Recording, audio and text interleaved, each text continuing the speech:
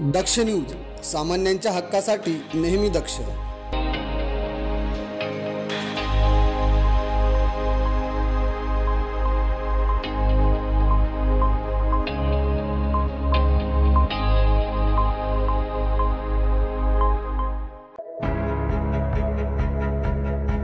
लासलगाव उपबाजार समिती निफाड येथे कांद्याचा लिलाव आजही अतिशय कमी दरात पार पडला।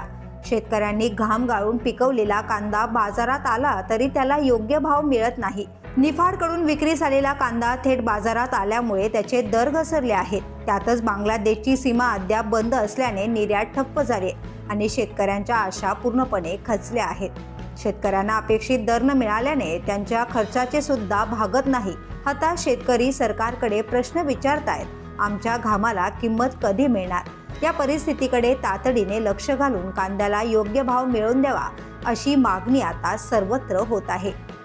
योगेश कर्डिले, दक्ष न्यूज, निफाड।